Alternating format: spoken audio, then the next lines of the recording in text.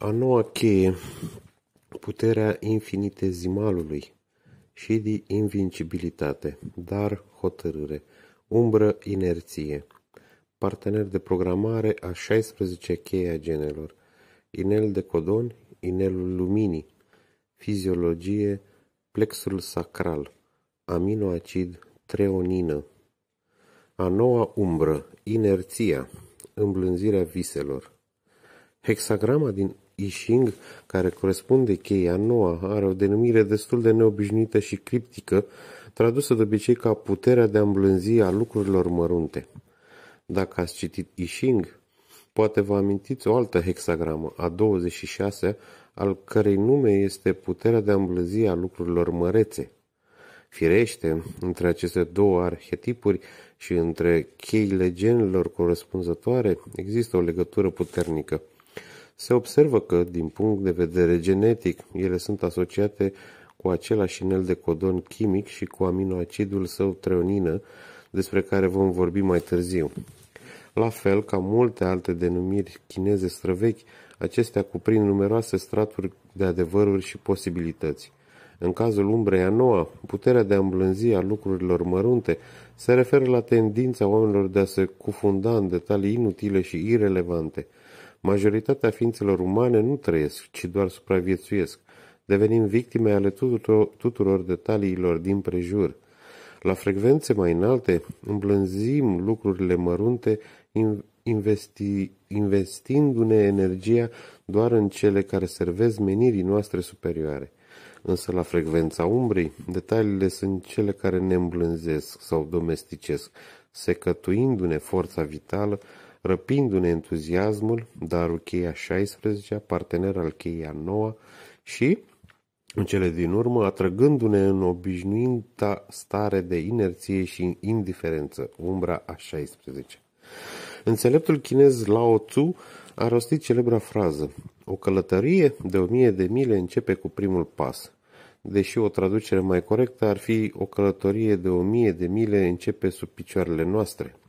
Această pildă de înțelepciune atemporală se referă la a ne concentra pe ce se află chiar în fața noastră, în loc să ne preocupe ce ne-ar putea aduce viitorul. A noua umbră este legată de lucrurile pe care ne focalizăm, dar nu cu mintea, ci mai cu seamă în activitățile zilnice. După cum vom vedea, această cheie are ceva magic. Ea conține unul dintre cele mai mari secrete: cum să împiedicăm mintea să ne abată de la drumul nostru firesc. O imagine ce reprezintă deopotrivă umbra și darul cheii a noua este o potecă alcătuită din pietre separate.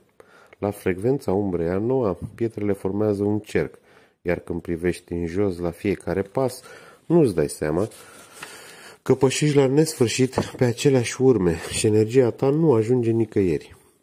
Aceasta este starea de conștiință a majorității oamenilor de pe planetă. La nivelul darului, pietrele se întind până departe, dincolo de orizont. Nu știi unde duc, dar nici nu contează. Știi că ele te poartă înainte. Prin urmare, fiecare pas pe care îl faci este extrem de important și reprezintă o adevărată aventură. Cheia noua se referă la găsirea activității potrivite în viața de zi cu zi. Fiecare pas trebuie să te conducă în direcția visului tău, oricare ar fi acesta. Poteca ta include numeroasele lucruri mărunte pe care le faci zi de zi: mâncatul, spălatul, gătitul, mersul la cumpărături, etc. Deoarece toți pașii, chiar și treburile cotidiene te conduc în direcția visului tău, e imposibil să nu găsești satisfacție în ceea ce faci. Dacă activitatea ta te plictisește sau te lasă indiferent, nu înseamnă neapărat că nu faci ceea ce trebuie. Înseamnă că probabil ai pierdut legătura cu visul tău, că te-ai lăsat înrobit de lucrurile mărunte. De fiecare dată când te lași copleșit de plictiseală sau indiferență, ori când simți lipsă de energie și inerție, depinde numai de tine să te reconectezi cu visul tău. În lipsa unui scop mai înalt, ființele umane se mișcă în cerc, dând naștere unor câmpuri de energie care împiedică abundența. Sau, mai rău, inerția celei de-a noua umbre hrănește mentalitatea de victimă, care, la rândul ei, ne face să rămânem captivi în tiparele învinovățirii sau îngrijorării. Dar toți oamenii sunt, în esența lor, niște rebeli. Suntem creaturi sălbatice. Nu ne aflăm aici pe pământ pentru ca visele noastre să fie îmblânzite, ciuntite sau supuse. Suntem aici pentru a realiza lucruri miraculoase, iar pentru asta e necesar ca fiecare clipă a vieții noastre să fie dirijată și focalizată către o viziune sau un ideal înalt. Umbra noua ne răpește toată speranța și entuziasmul atunci când nu vedem imediat că obținem rezultate sau că situația noastră se îmbunătățește. Ea ne împiedică să ne focalizăm pe clipa prezentă și să ne bucurăm de ea. Ne tulbură concentrarea și răbdarea. Una dintre expresiile moderne ale acestei umbre este dependența de lucruri neînsemnate, de amănunte și ornamente inutile și irelevante. Dacă un lucru nu este frumos sau practic, poate fi clasificat drept inutil. Umbra noua ne distrage energia de la ceea ce este cu adevărat important pentru noi, iar acest lucru este frumusețea. Câmpul de energie care înconjoară a noua umbră și partenerul său, umbra 16-a a indiferenței, este un nor imens sub care sunt blocate multe ființe umane. Împreună, aceste două chei ale genelor ne secătuiesc trupul fizic. Lipsa de entuziasm duce la lipsă de energie și invers. S-ar putea chiar să ni se pară că ne îndreptăm spre schimbare, când de fapt doar ne învârtim în cerc, concentrându-ne pe detalii irelevante.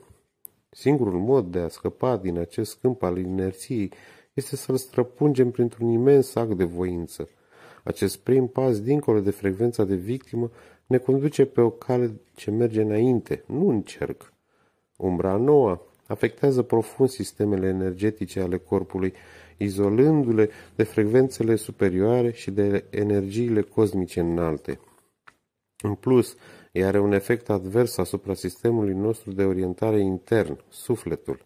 Dacă nu facem totul din suflet, nu numai că vom alege un drum nepotrivit, ci, în plus, sănătatea noastră se va degrada continuu.